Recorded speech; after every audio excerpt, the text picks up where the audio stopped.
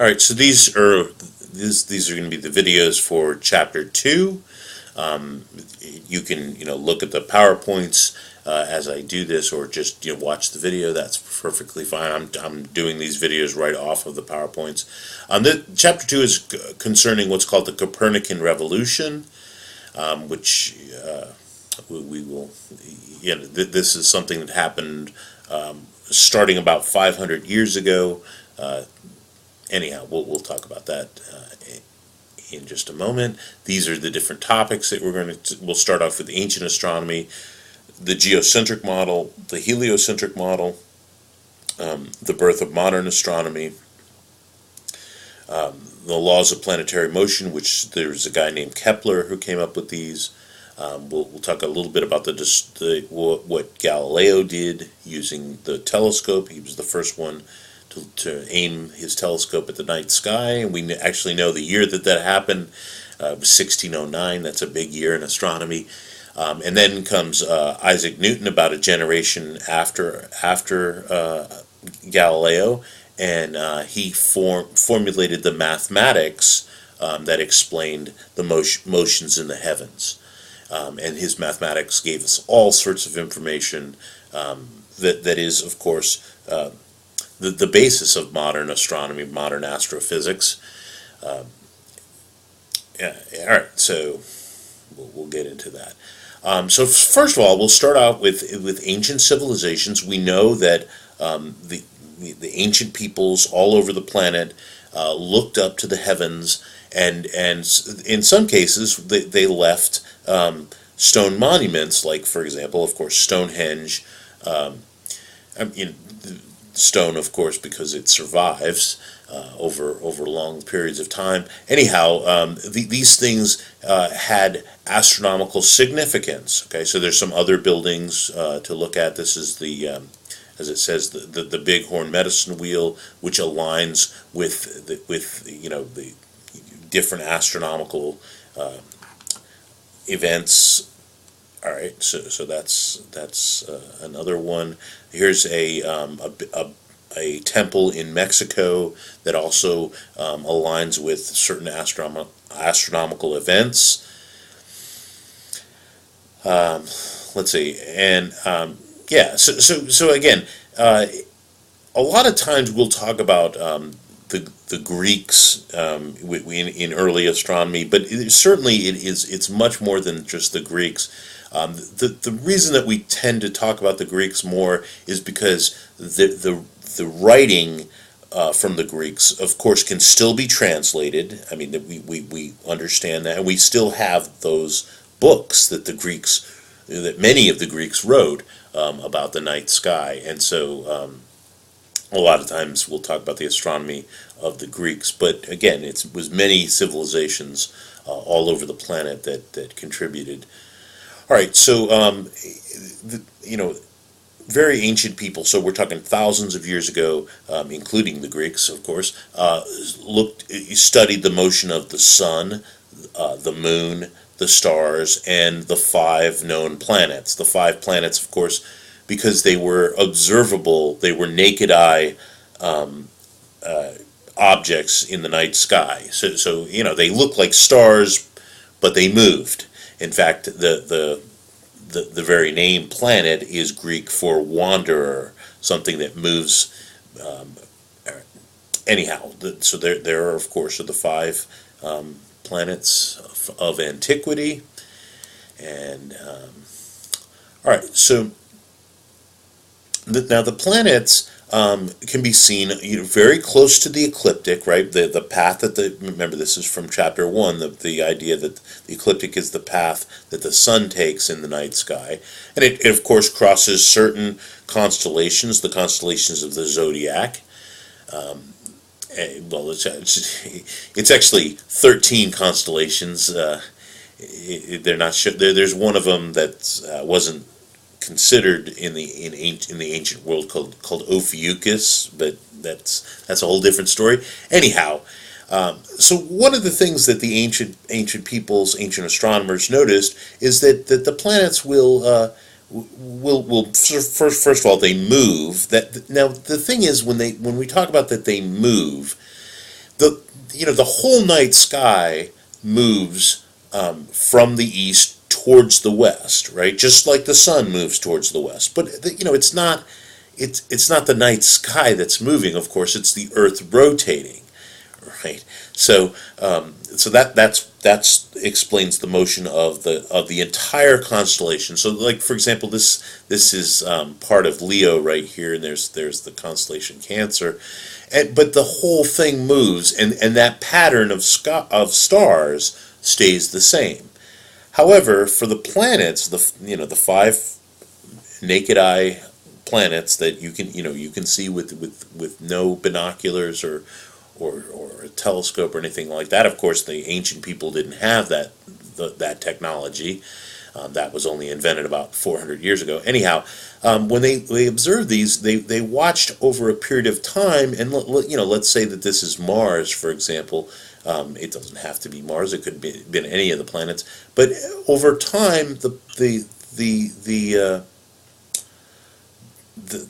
planet would move towards the east. Okay, so with respect to the constellation, it would get closer and closer and closer to the constellation. Let's say, and it can be any of the zodiac constellations, but it moves closer and closer to the east, and it would change speeds as well. It starts to slow down, and ultimately, what happens is it starts to move in a radical direction towards the west, and it does this.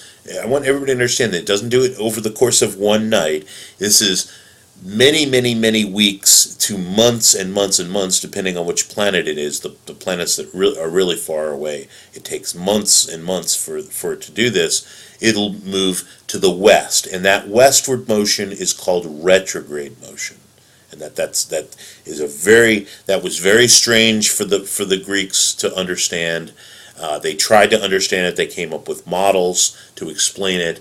And in fact, one of their models was actually pretty ingenious. It turns out to be wrong, but it was certainly a brilliant idea. And that is that the retrograde motion can be explained if everything in the for the Greeks, everything in the heavens was moving. Here, let me get back to this. Was moving in around the Earth, right? That's what we call the geocentric model, and what they envisioned, not all the Greeks, but they envisioned a picture where the planets are moving in circles around the Earth, but within those circles they're moving in little circles of their own.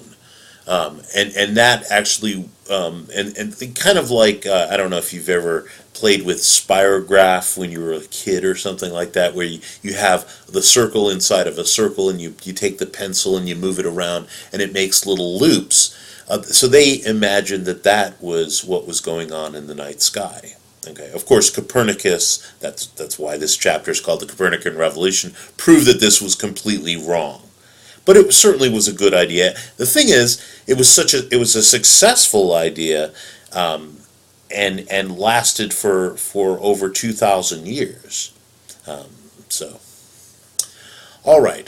Let's talk about the inferior planets and the superior planets. So inferior just means that they're between us and the sun. That's all that means. And then the superior planets are past the orbit of the Earth, like not in terms of the geocentric model, but they're further out than the Earth is. Of course, that's what we know now. But anyhow, the inferior planets were just Mercury and Venus, and the superior planets are Mars, Jupiter, and Saturn. All right. So let's see. So that's really all we're talking about. The only reason that this is important is because sometimes we talk about in inferior conjunction, superior conjunction, and then conjunction is basically when the planet lines up. in this, it lines up in the same direction as the sun. So that's what a conjunction is. Whether it's superior or inferior depends on whether it's, a planet that's closer to the sun than we are or further from the sun than we are. It doesn't have to line up exactly with the sun. It just has to be in the same portion of the sky. That's what a conjunction is. All right. What opposition is when the sun and the Earth and the planet are 180 degrees. Like from the Earth's perspective, the sun is 180 degrees from the planet. That's what's called opposition. Okay, so conjunction, the sun and the planet, whatever that planet happens to be, are in the same portion of the sky, and then opposition, they're 180 degrees from each other.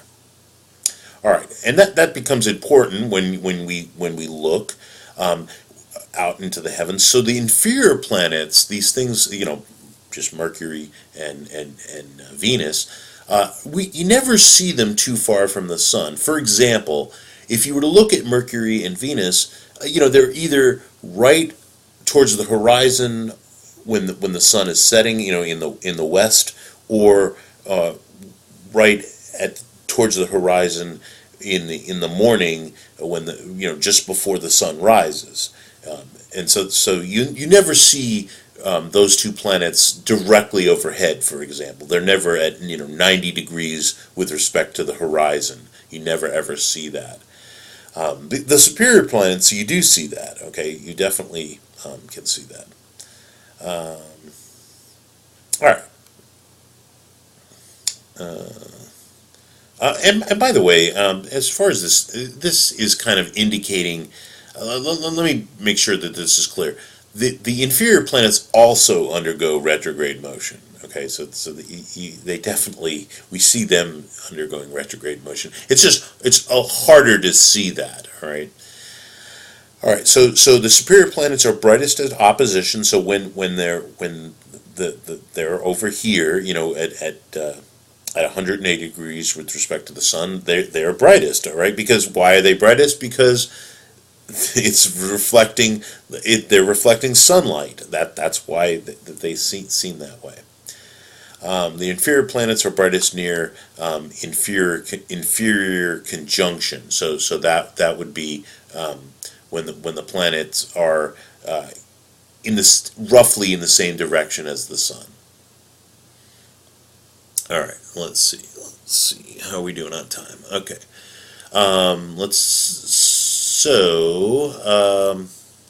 So the earliest models, of course, were the geocentric model, where the Earth is the center, and this is an example of. So remember, I was talking about the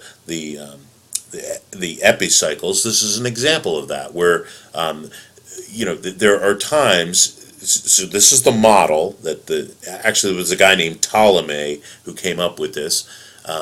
Anyhow, there would be times when the planet would appear to be moving backwards because it's moving in a giant circle all the way around the Earth, but then within its circle it's moving in little circles of its own, what they call epicycles. All right, very nice. So again, that model lasted for more than about 2,000 years. All right. Actually, we'll start this on the next video.